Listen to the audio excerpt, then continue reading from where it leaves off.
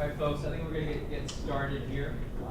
This is the 5th annual Water Lecture Series program. Really delighted to have Dr. Rose with us. Dr. Rose is the Homer Nova Chair in Water Research at Michigan State University, and she's an international expert in all sorts of water pollution, water quality issues, microbiology, water quality, public health safety, and so on. She's published over 300 manuscripts on a variety of water quality issues. And she's particularly notable for the 2016 Stockholm Water Prize, which is one of the premier acknowledgments of a person's reputation and career and achievements on a global level in the field of water. She is also 2001 recipient of the Clark Water Prize and was awarded honorary citizenship in Singapore for contributions to their new water program and all their projects that they've been doing over the last 15, 20 years. And they've become one of the water leaders globally in terms of new water resources. So Dr. Rose has had that project, and so really excited and delighted to have her here today. Thank you. Yeah, thank you so much. Thanks for having me here. I was just talking about my various stories being in court on various issues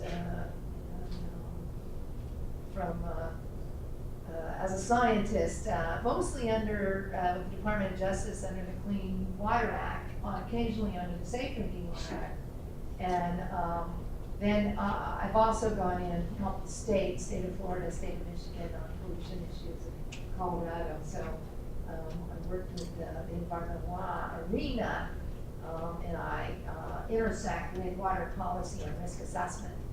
But I thought today I would just talk broadly about, in particular, some of the things that are happening on the drinking water side and the challenges we're facing, and the rules that are there right now and their deficiencies in terms of protecting public health.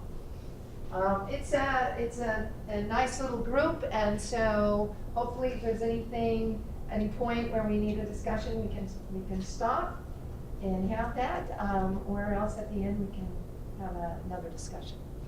So let me start by saying that it's been well recognized, and especially after 2011, they looking at our infrastructure in various aspects and the security of our infrastructure. There are 16 critical infrastructure sectors. And they're either networks, they're either physical or they're virtual, that are need to be addressed, both from a security standpoint, retrofitting policies in all areas actually in the United States. Coalition I work in the water and wastewater space, but it interfaces with information technology, food and ag, energy, water and stormwater are often intersected with transportation. And of course, I also work with health, and in particularly public health arena. The other thing is that we know there's these evolving threats to our infrastructure. It's extreme weather, accidents, failures, cyber threats, terrorism, and pandemics. And what I found interesting was this just came out. Lloyd's City Risk Index, they evaluate 300 cities. And you can see that market crash is way up here, trillion. But disease is in the billions, and windstorms, earthquakes, and floods. So it's some of these natural disasters, some of these things that we're going to maybe be seeing a lot more of, especially as climate variability gets more extreme. And of course, right here in Texas, you've already experienced some of this. So these are the costs for not looking at our infrastructure. Now, if we look at water by the numbers, on the drinking water side, millions of miles of distribution systems. Americans rely on their own wells, a good percentage of them. We have 150,000 public drinking water systems. And we have a lot of small water systems that serve these small communities. They're the ones that are more at risk. It's estimated $1 trillion is needed in the next 25 years to restore the drinking water infrastructure. Sanitation side, we have about as many miles of sewers, and we have a large percent that are served on septic tanks, so people that have their own wells often have their own septic tanks, and then these are the small communities again. We've got publicly owned wastewater treatment plants, 15,000 plants, 9,000 facilities provide secondary treatment. So some do have advanced, some say they don't have discharge, so there are no discharge facilities. The estimate here is they're looking at a 10-year time frame of $271 billion to meet those upgrades on the wastewater side. Now, we're starting to think about this idea of a one water, one health. Our policies kind of divide us. And the Clean Water Act and Safe Drinking Water Act is no exception to that. There's been a lot of discussion about how we link those laws, but we've never really done it very well. But in the sector, we know that animal health, ecosystem health, human health is all related. And if we think about water, it flows in a coupled human natural cycle now. So humans are very much involved in the water cycle. And it's everything from whether it's community water or groundwater, linked to water for food, our wastewater, our stormwaters, our recreational and lakes and rivers, and our recycling of these waters through our systems. And it's either intentional or non-intentional. But it's very much coupled with the human system. So I spend my time trying to answer this question. How safe is your water? Safety, as some of you may know, is an interesting word. The opposite word being sort of risk or threats. And it's not easy to define. We define it legally under the Safe Drinking Water Act. And this is why in Flint, Michigan, and I'll talk about Flint a little while later, they could get up and say that the water was safe to a community who had a water bottle full of red water that they'd never had coming out of their tap before. And they could say the water was safe. That was the legal definition of what was safe.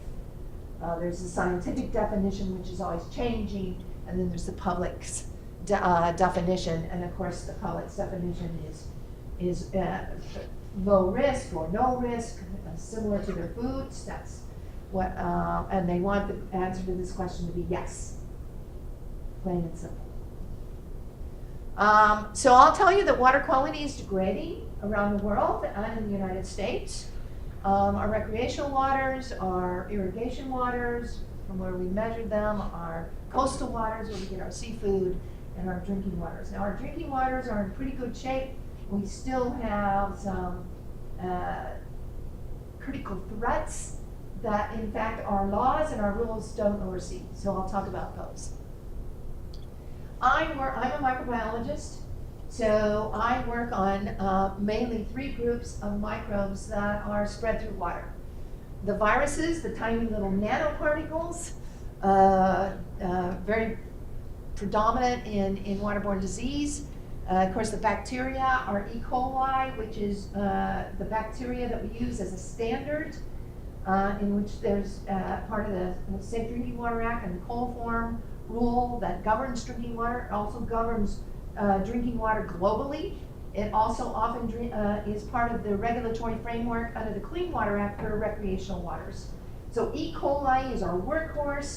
It's an indicator system. It falls in the bacteria realm. And then we have the protozoa, the tiny little animals, obligate enteric parasites. And of course, when you have an indicator that's a bacteria and you have other pathogens that are viruses or do other things like parasites, that indicator doesn't reflect those hazards very well. Now, often we think about waterborne disease just being diarrhea, but all of these pathogens cause both a variety of acute illnesses and chronic illnesses. So diarrhea, of course, is part of that, but we get respiratory illness, liver damage, kidney failure, heart disease, cancer, nervous system disorders, birth defects, and these are all part of the cost-benefit analysis that goes into safe drinking water when we start looking at the law and how we're going to improve water safety nationally. So, I also work in the world of feces, and I follow fecal pollution around, and it's still the largest risk to biological safety around the world. Now, we don't have this kind of problem that's so obvious, where wastes are untreated and they go right in the water, but in fact, that happens a lot in the US. It's just not something that you can see. So we have anywhere in any given community, maybe 20 to 30% of our septic tanks failing. And much of the failure that goes unnoticed is outside, such as this one, because if it fails in your base, if it blocks up and it goes in your basement, you usually do something about it. But if it's outside and it's pooling and it's running off, it's just not caught. We also have wastewater treatment plants that are very susceptible to storm and rain events. This is from a picture from Katrina, and I think about 120 wastewater plants were inundated, and it took over a year for them to get back up and running. After Sandy in New York, I think it was up to 500 billion gallons of untreated sewage got dumped into the water. And goes on until they fix that.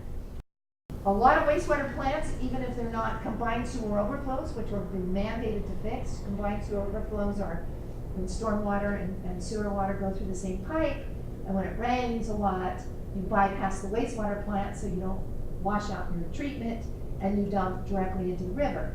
These combined sewer overflows are no longer legal, but most utilities have been given to 2020, 2025 to fix them. So we see them more in the east and in the northwest.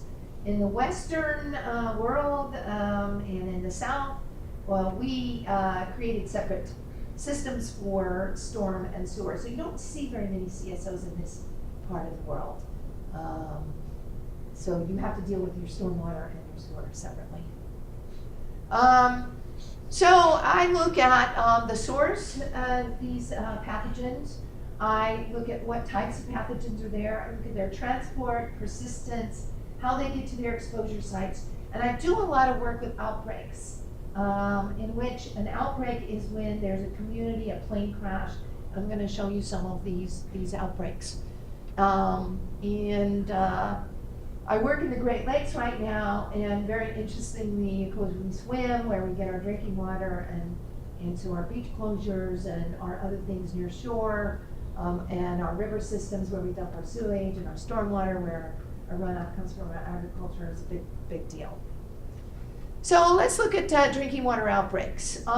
We started keeping track of this in the United States in about the 1920s. These are community-based outbreaks where they've been investigated and verified as the cause of the disease in the community was due to drinking water. You can see that went on kind of evenly until about the 30s. They started seeing increase. A lot of this was typhoid. Now you've heard of cholera. Cholera is the poster child of waterborne disease globally, but actually in the United States we didn't have much cholera. If you go back to the waterborne disease, we kept Vibrio and cholera out of our drinking water systems. It never did get in, as it did even in South America in the 90s when it hit South America. But we did have typhoid, so a lot of this is typhoid. It's salmonella, very large outbreaks, and what was called enteric dysentery, probably a Shigella, very serious and caused really large outbreaks. These are number of outbreaks, not number of people, by the way. And so in each outbreak, you could have 10 people, 100 people, 1,000 people, 10,000 people, right? We started to see a decrease in the 50s due to disinfection, not just disinfection and implementation. We started disinfection of drinking water in the 1900s, but a real implementation, full implementation didn't start until the 30s and 40s. But then we started seeing more wastewater treatment come in. Primary treatment for the most part, in the 50s, and even disinfection of wastewater. The first, if you know the history of EPA, that's in the 70s. And we started seeing increase in outbreaks again there, mostly from new emerging, what they call new emerging pathogens. So all the protozoa, Giardia as a part of that big increase in the 70s. Cryptosporidium was identified, caused the largest waterborne outbreak ever recorded since the 1950s. And norovirus, rotavirus, so these types of pathogens were identified. They weren't known before. So that started that increase. Now, from the 70s, about 76, when the Safe Drinking Water Act came in after it was under the public health laws, came in as an authority, and it was reauthorized every few years. You did start to see rules that most would say have made a difference in bringing the outbreaks down over the decades. And you can see where we were, 350 some outbreaks in a decade. Now remember, these are the plane crashes for the water business, and I'll show you some data otherwise, where we still have a lot of waterborne disease. It just doesn't reach the outbreak level. Okay, so outbreaks are the plane crashes. I came up to the Great Lakes to investigate the Cryptosporidium outbreak, and that outbreak occurred right when they were reauthorizing the Safe Drinking Water Act at that time in 1993. And you will see Cryptosporidium. If you read that particular language in that law as it was reauthorized in the 90s, you'll see Cryptosporidium all throughout that. So it really made a big impact on what they were talking about. Because actually, Milwaukee at the time met all Safe Drinking Water Act standards when they had the outbreak for Cryptosporidium. They weren't in violation of the law. This is a closer look from 70s to 2012. You can see these are the different kinds of organisms. Early on, we had about 50% of our outbreaks. We didn't know what caused them in terms of microorganisms. We didn't really understand the violations to any great extent. You can see that they started, here's this black is Legionella. I'm going to get to Legionella as a waterborne disease. Was first identified in an outbreak in the 70s. We didn't know about it before, and it is the major cause of waterborne disease now, Legionella. We've also looked at climate impacts, and I can say that if anybody wants some of the literature that I'm presenting here, you can send me an email. I can probably get you some of the publications. We've also done some work where we looked at the outbreaks across the United States to look at climate's role. This was one of the first papers that published a statistical evaluation of rainfall, and it's sort of intuitive, but we didn't really have good data because people say, well, it's because of treatment failure that we have outbreaks, or it's because of X, Y, and Z. And so there was no acknowledgement that these rainfall events or extreme weather might be causing outbreaks. But this has been replicated in Europe, in Canada now, and throughout, and so we have very strong evidence now. In the United States, 50% of our outbreaks are linked to the 95% confidence tail of your climate precipitation in that area.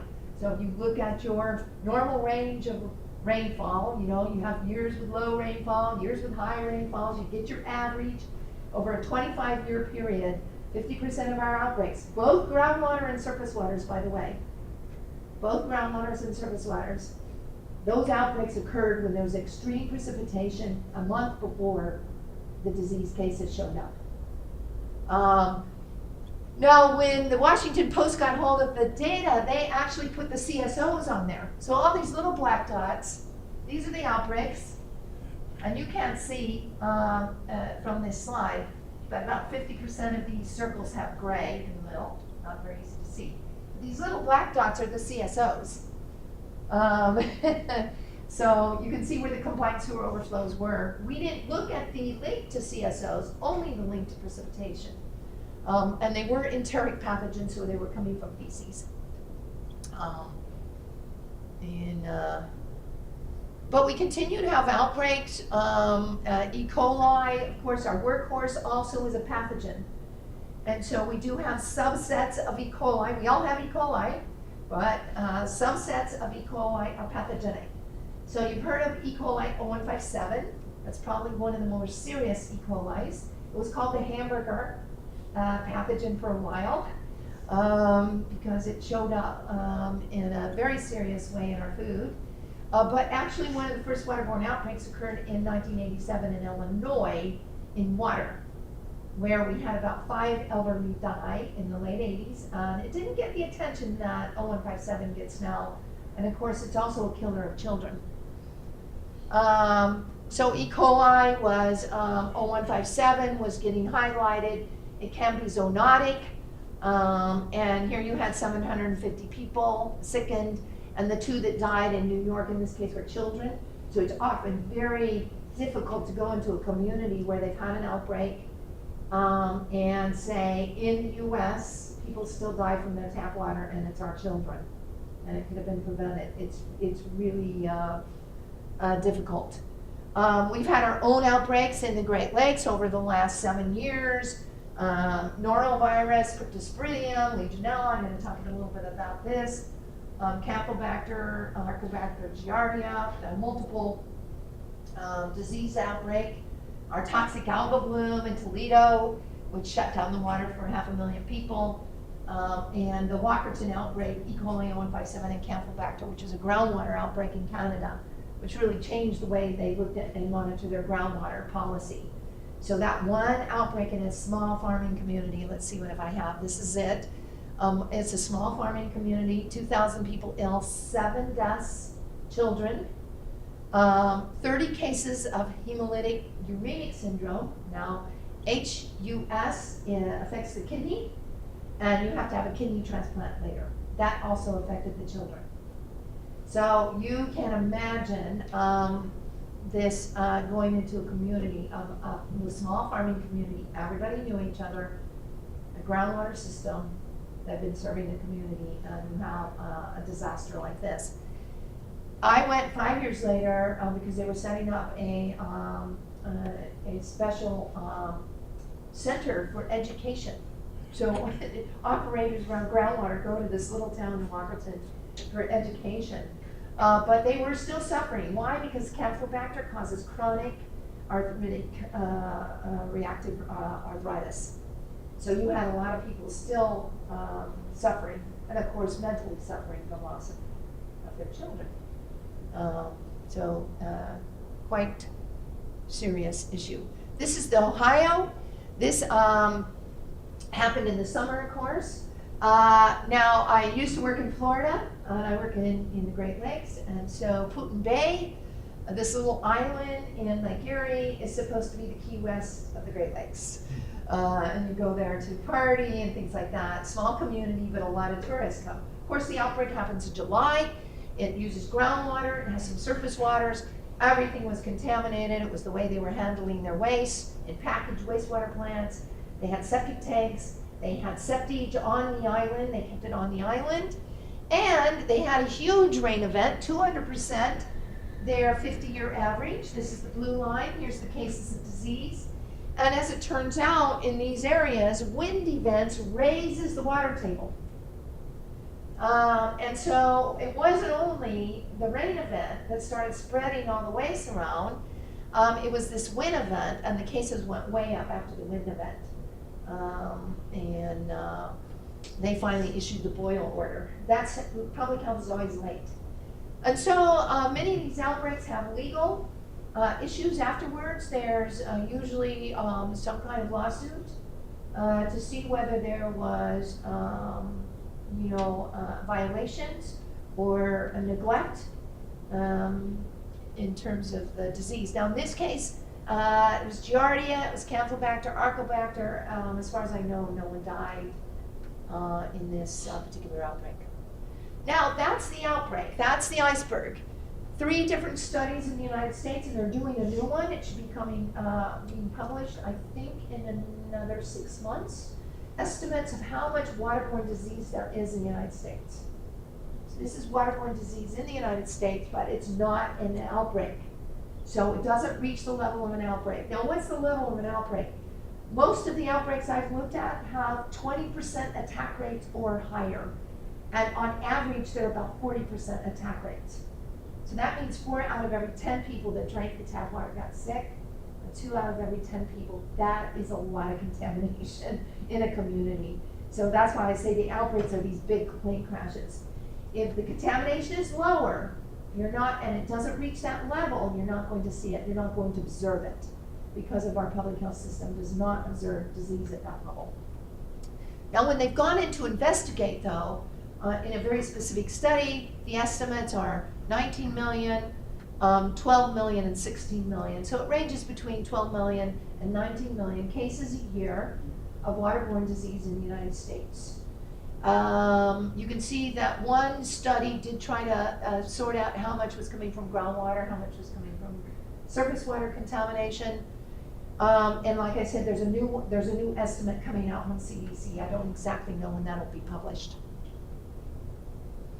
So our Safe Drinking Water Act is what governs our drinking water, a national policy. It has a health focus for primary standards, and it has aesthetics for secondary standards. The aesthetics, you don't have to meet your secondary standards. No utility has to report violations, and they are not penalized for not meeting secondary standards. And that is taste and odor and clarity, things like that. Now, even in groundwater, we have a turbidity, which is part of the primary standards for surface water, because it's part of the treatment process. But in groundwater, you can actually violate the turbidity standard as well. So it's quite, people often don't realize that when we say, when the utility gets up and says the water is safe, they're talking about the legal definition of safety on the primary standards. I like to talk about wholesomeness and whether, it's in healthy water. We have a number of rules. I've kind of divided them up. The total coliform rule, the lead and copper rule, the disinfection and disinfectant byproducts rule are really focused, the only ones focused on the distribution system. That means past the plant. So past the water plant, where they go out and take samples, and it's in the distribution system, it's not in the home. So that's a big difference. Utility's responsibility ends at the mark between where the pipe goes from the public to the homeowner's land. And so the homeowner is actually responsible for all the premise plumbing, and the plumbing in many cases where the lead is. So this is where the water utility came up, and the EPA came up in a negotiated form for the lead and copper rule. It doesn't have it has an action level, it does not have an MCL. So maximum contaminant level, an MCL is a legally enforceable level. They have to monitor for it. If it's in violation, you can get fined, you have to report it. MCLs. Otherwise, you have performance treatment systems. Now for the pathogens, for the most part, it's all performance treatment description. We don't have MCLs. Long-term enhanced surface water treatment rule, it started with the surface water treatment rule. It gives lip service to Legionella. That's the only rule that mentions Legionella. And it says if you keep chlorine in your distribution system, and you have measurable chlorine, you control Legionella. So that's the only place Legionella is mentioned. The groundwater rule to somewhat address viruses, it's water quality based. We also have some rules that try to look at emerging concerns, information collection rule to develop data, unregulated contaminant monitoring rule, also to monitor for new contaminants, contaminant candidate list, and of course then we have the consumer confidence reports, which is supposed to be a communication strategy, but it's been a pretty big failure in terms of utilities communicating with their public. So we have a few rules in the distribution system, rules that are treatment performance, and then rules that are supposed to be forward-looking, and one which looks at communication. So the water quality standards, They do set non-enforceable maximum contaminant level goals, MCLGs. Some of these MCLGs are 0, so when you are, or they might have a number. So there's a lot of confusion when somebody goes out monitoring or the USGS reports that they found contaminants, but they're, they're not above MCL, but they're above the MCLG. So and it's not always clear what the consumer should do about that. The MCL is, like I said, enforceable, legally enforceable. They have to establish a monitoring program, sample frequency, sampling sites, standard methods, selectivity, sensitivity, accuracy, and precision around the methodologies. So that nationally, people are doing things the same way, theoretically. Performance criteria specifies the performance or treatment efficacy, the desirable endpoints. There's no MCL. So in drinking water, for example, they say we must remove 99.99% of viruses during treatment processes. It defines oftentimes it defines the type of treatment. It'll allow for alternatives. For example, if you're disinfecting, you might want to use UV disinfection because it kills crypto and chlorine doesn't. But you have to add chlorine afterwards because you have to have chlorine in your distribution system according to the law. So, there's these kinds of treatment performances, and you have to verify that the treatment is giving you the reductions that you're supposed to get. Now, included in some cases is compliance, monitoring, verification, and reliability. And the lead and copper rule is part of that. You do have to go into the distribution system under a very standardized approach and verify that you are controlling the release of lead and copper off the pipes and to protect the consumer. Now that'll become important when we talk about Flint in a few more slides.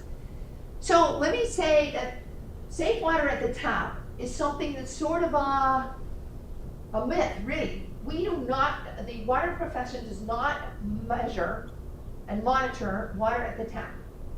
And when they talk about water safety, they are talking about water safety at the end of the treatment process or in the distribution system according to those 3 rules that I just gave you. And I was just saying this morning, I heard on the news that there were some disinfection byproducts issues in this area, in this region. And in fact, it wasn't in violation of the law, which is a running average, but there were some peaks, and they had alerted the public. And these are carcinogens, the disinfection byproducts, so you have to alert the public that possibly carcinogens in your drinking water. It doesn't go over very well.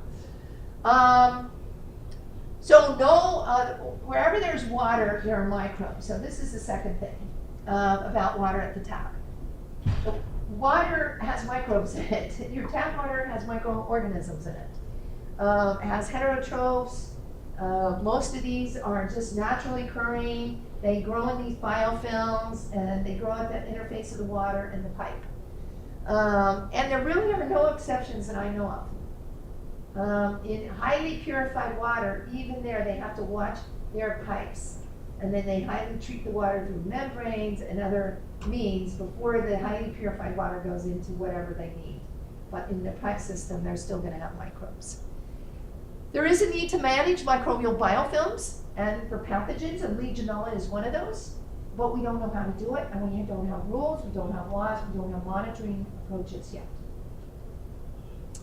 So this is what it looks like, of course. You've got your water plant, your water source, you've got your plant, you have traditional treatment, and then it goes to storage, the underground surface. It then goes through the distribution system into premise plumbing, into housing, hospitals, office buildings, all of that. All those pipes. And by the way, I said something about 1.7 million miles of distribution pipe. I think it's like 10 times that for miles of premise plumbing in the United States. Nobody actually knows for sure how many miles of other pipes are going into our office buildings, our hospitals, and everything else. And there's a picture of a nice little biofilm up there. Now, we have a whole slew of what we call opportunistic pathogens in biofilms.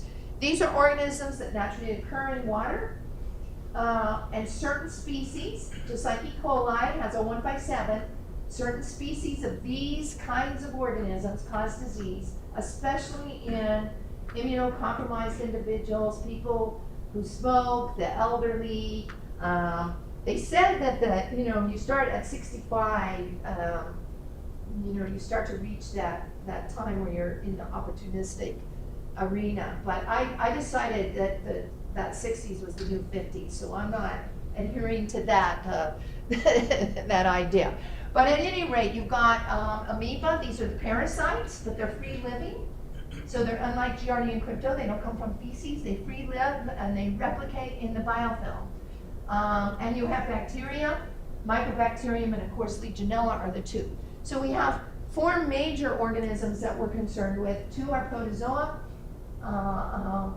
little animals, basically. They're in the animal kingdom. And 2 are bacteria. Those are our major concerns right now. There's probably others out there that we don't know about yet. So why are we concerned with amoeba? So you've probably heard about amoeba, maybe in Australia. It's one of those where it's in warm waters. If you go swimming in a lake, it gets up your nose, especially young children. It goes through the nasal passages into the brain. You get an encephalitis. By the time you get to the kid to the hospital, they have died. So the death rate is very high once you get it. So it's sort of like lightning strike, right? It doesn't strike, lightning doesn't hit a person very often, but when it does hit, it kills you usually. And so amoebas are the same way. Now we thought it was just a recreational water issue. You could take care of recreational sites where you thought the amoeba was high. It's in warm waters. It's a very particular Naegleria fowleri that causes this disease. But recently, and people don't know if this is climate change or whatever, we've had several outbreaks of this disease from tap water. Arizona, 2 children from bathing in tap water up their nose, and Louisiana. Some cases in Louisiana. So this was a pretty big concern and a surprise to the water industry that this could be associated with drinking water systems. The other organisms, the 2 bacteria, these are Legionnaires Disease and what we call the Mycobacterium. This is related to the tuberculosis organism. That's why it's got the Mycobacterium in there, but it's a non-tuberculosis Mycobacterium. But it's related, and why that's important is it's got a cell wall that's a lipid. It persists very well. It's resistant to much of our disinfection in the distribution system. It likes to live in that biofilm, and it actually likes to live with other amoeba. And so does Legionella.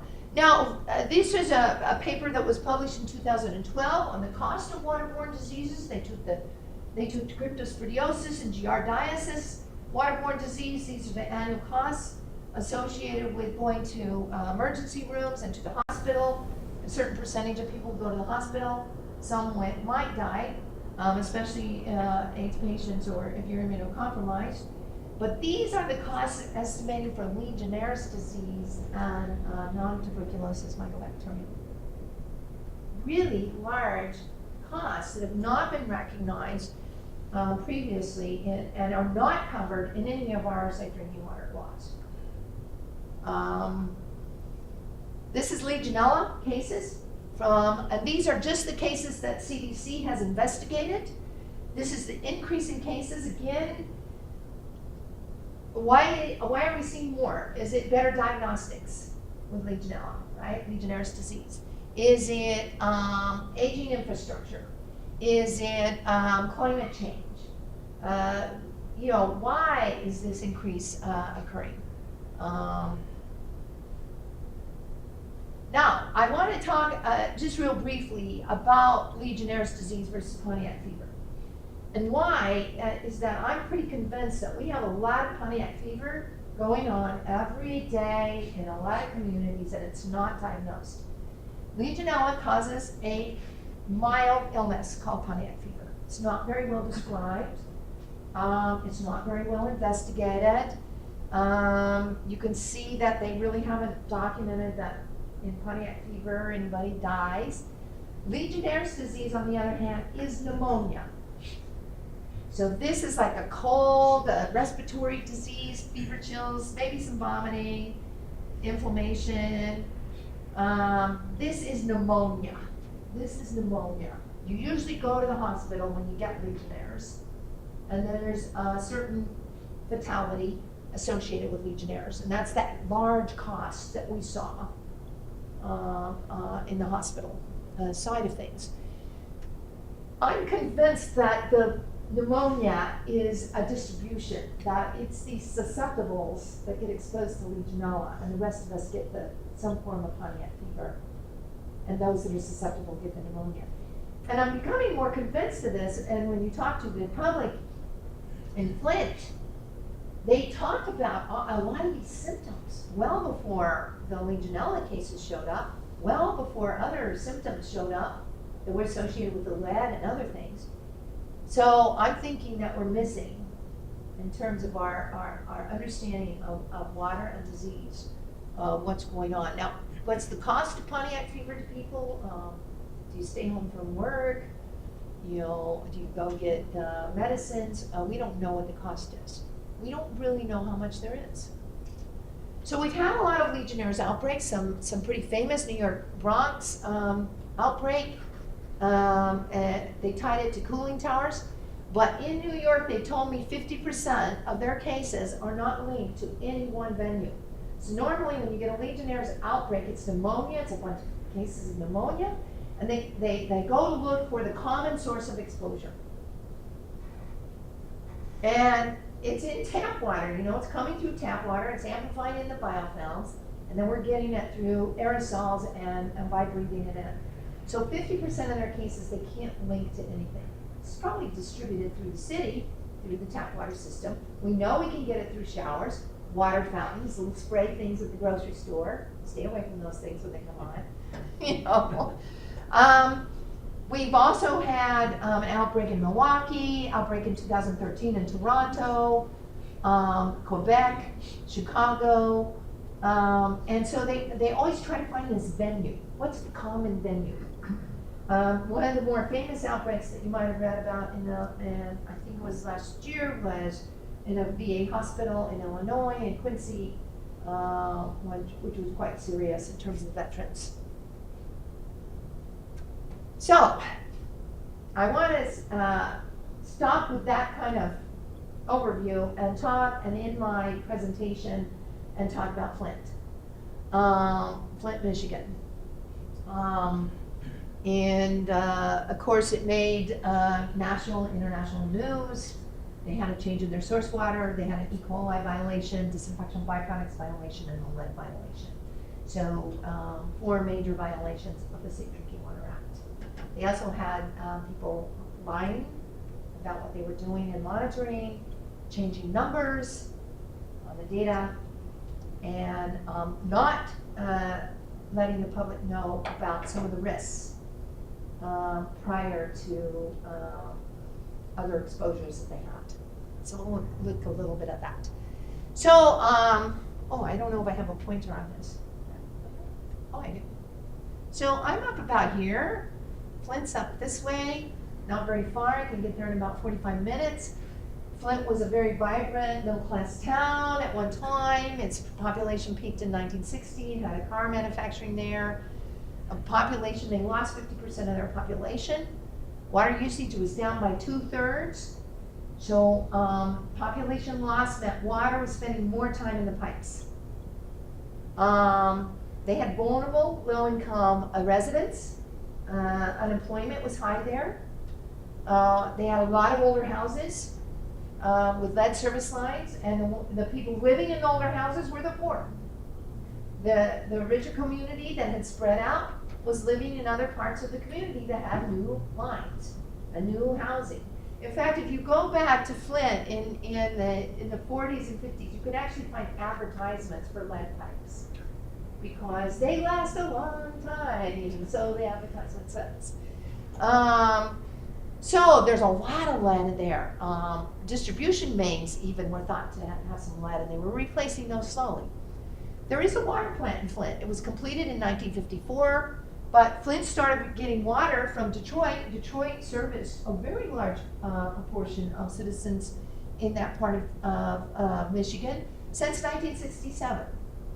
The source of this water was Lake Huron. It's a pretty long pipe out into the lake, really nice quality water coming in to the water treatment plant and then being distributed to Flint. So what happened? Flint, Michigan was bankrupt. They were under emergency management. Water was an asset, but they decided they would build their own water pipe from the lake and bring in and have some economic development around water in the region. The pipe wasn't going to be ready, and their contract with Detroit was up. Now, I haven't looked into all the details, he said, she said, whether the new negotiation, Detroit was asking too much, Flint didn't want to negotiate, the emergency manager, who had authority completely over the city, the mayor and the city council had no authority, and it was a good economic way to go. They were going to use their own water system, redo the water plant that they only used in emergencies, that was built in the 50s, and use the Flint River as their water supply until the water pipe came in. So yeah, Met, great stuff. The city of Flint, the water authority was proposed, so on and so forth. They're there cheering. March 31st, 2014, DEQ signed off on the plant, despite some memos from the superintendent of the plant, who said that he didn't think they were ready. This was uncovered later. The Michigan DEQ approved the permits. They change over April 25th, 2014. And by the 30th, 5 days later, the water from Lake Huron was closed. June, complaints began. Smell, taste, discoloration. This is what they had in their tap water. By August, they had an E. coli violation. They had to boil their water. What do you think happens to lead when you boil your water? So they were boiling the water. Maybe some people were, maybe some people weren't. By summer 2014, there was 29 cases of Legionella. October 13th, the GM engine plant stopped using Flint water because of corrosion. The chloride levels are pretty high in the Flint River, but the utility was saying, don't worry, it's still safe, it meets the Safe Drinking Water Act. And they started flushing. And big time flushing. By December, they had their first violation of disinfection byproducts, but the high numbers happened in the summer.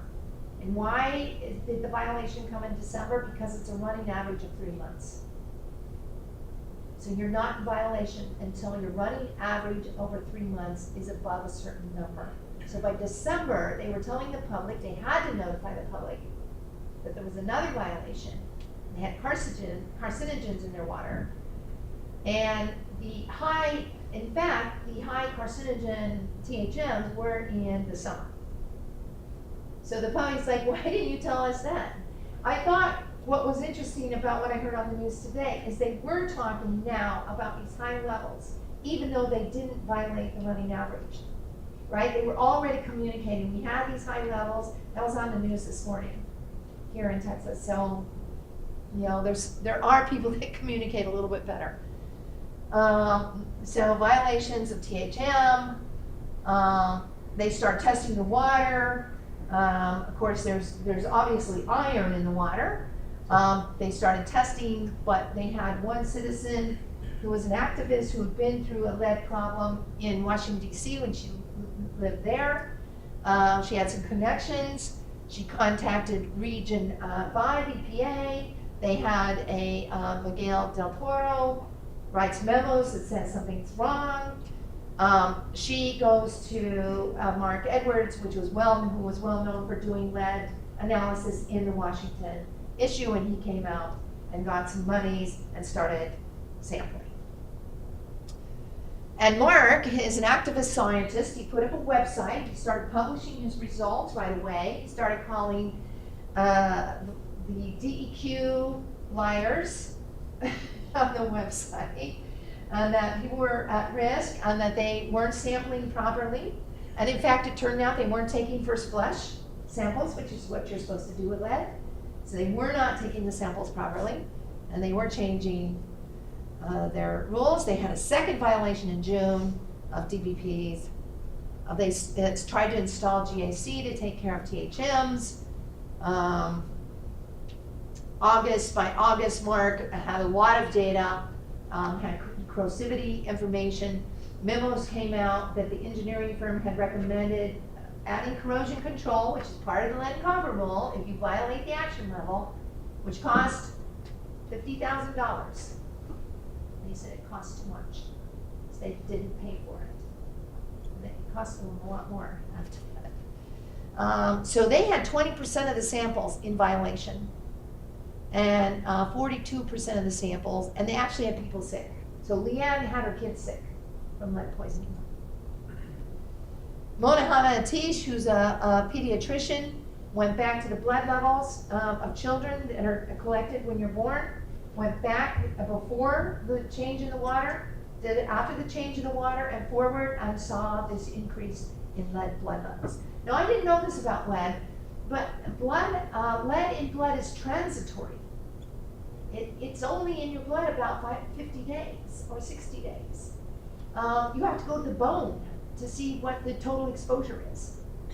So blood sampling is a snapshot of who's exposed today or within this time frame, right? It doesn't tell you what the cumulative exposure was. Meanwhile, WHO, CDC, everybody else, no level of lead is safe. So the health people are saying no level of lead is safe. You should have no lead, especially for children. And meanwhile, so all this is boiling up in terms of science, policy, and illness. They switched back by October 16th, and they started corrosion control by December 9th. They had added filters. Cher, the singer, came in and got bottled water delivered from bottled water companies. In fact, initially, U.S. bottled water companies would provide water, and she got one from Canada. A bottled water company to give bottled waters from Canada. Now, what were the problems? So, E. coli right off the bat, and I called because I was interested. I said, "Is anybody sick?" Right after the boil order started, they said, "No, not yet. We didn't see anything. We don't think there's any problem." So I kind of didn't think about it. And they said, "Well, we don't think it's from the water switch." I'm like, "Well, it's pretty coincidental." And I showed up then. That was in the fall when they switched. I showed up at a public hearing in the beginning of 2015. So the DBPs, you may know a little bit about DBPs. They're formed when you add chlorine from organics in the water. They form these byproducts. The most famous DBP is chloroform. Long-term illness. And we switched the levels of what was safe about 30 years ago because of exposure to pregnant women and other things, short-term exposures over 3 months, but long-term exposures increase the cancer risk. And so they brought down the levels to below 1 in a million cancer risk of drinking water with THMs over a 70-year time frame.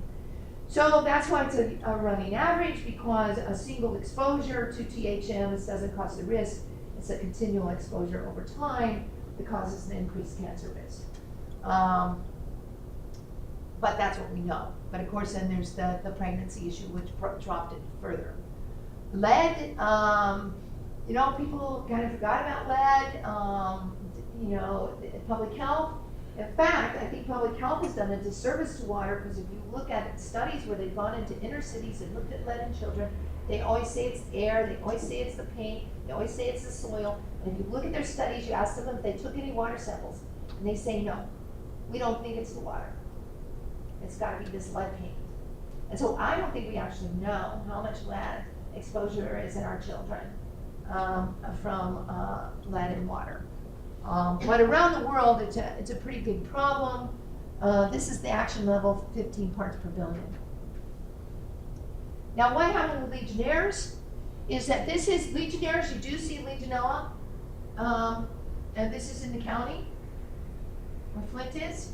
These are the kinds of cases, 1, 2, 3 cases, maybe 4 cases. This is after they switched the water. This was the first outbreak. When I saw that in the beginning, it's a summer disease in our region of the world. Communication has to start now. You can have another outbreak in the next summer when it warms up. And they brought people in to start remediating pipes in hospitals and doing some other things. The communication was very poor to the community. The health department and the state health department and the county health department were fighting. So there was some jurisdiction issues and legal issues that were going on between the state and the county. They didn't want to bring the CDC in at that time. The state said no. The county wanted CDC to come in. The state overrode them and said no. And this is the cases the next year before they switched. So after they switched back, it's more like this again.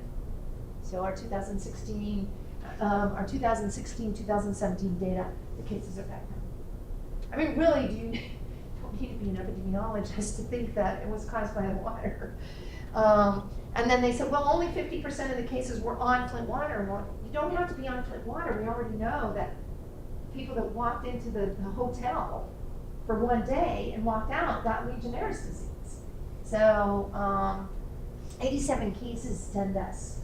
And so this is where the wrongful death lawsuit is coming from. And it's partly because of a lack of communication from observation of the 2014 cases to then what happened in 2015, which it was already known by the health department. So I'm just going to end now with a few more slides. I've been on like a rampage about fountains and public places and public water. As you know, after Flint, a lot of people were testing schools and school fountains, and they're lead, they're full of lead. In California, they did a big study. They found the fountains were not cold. They didn't have enough water fountains for the number of students. They were poorly maintained. And they were using other dollars in the budget to bring in bottled water, because you can't use the food budget for bottled water, because you're supposed to have access to public water in a public school. So fountains is a huge issue to me. In other places, they found that when you give access to drinking water, the sugary beverage consumption goes down, and they're starting to do studies on weight in young children at schools, and they choose water when it's available, when good water is available. We also have degrading water systems. We've got these toxic algal blooms. This is on the CCL list. We do not have a standard under the Safe Drinking Water Act for cyanobacteria toxins in the United States. We have no standard for toxins. Toledo made their own decision to shut down the water. They were criticized for that. But on the health profession, many of the health professionals praised them. Many of the others criticized them. National trends, this paper, I didn't get a chance to look into it in detail. I've read it, but then I couldn't remember because they found hotspots in 3 states, and one of them was Texas, and it was in the small communities. And I don't know if they actually named the small communities in that report, because they may have confidentiality. But it was definitely in the small communities. So I'll end again with our issues. Infrastructure, source water changes, emerging, re-emerging hazards, disinfection, we don't know how to do that right. And our social structures are changing in our communities. And environmental justice is a very big issue in this regard. Is there a pathway forward? Well, I do diagnostics. I do testing of water using DNA techniques and things like this. We're looking at Legionella now, and whether we can understand when Legionella blooms, and when the pneumophila is there, the species that causes disease. How do we get rid of it? We don't know enough about that. I think we need more infusion into information collection rules, where we gather the data that we need to make better disease. We need a national waterborne disease registry. We have no registry. We have waterborne disease outbreaks, but an individual that's been part of an outbreak cannot register. We do not have a registry for people that have been part of disease outbreak. So these are some of the recommendations. This came out of a presidential report under Obama. I think I can get you the report because I think it was taken down off the website pretty fast after our new administration came in. So anyway, I hope I've given you kind of a lot to think about. I know some of you are interested in environmental issues from the legal perspective, and some of you are just maybe learning broadly.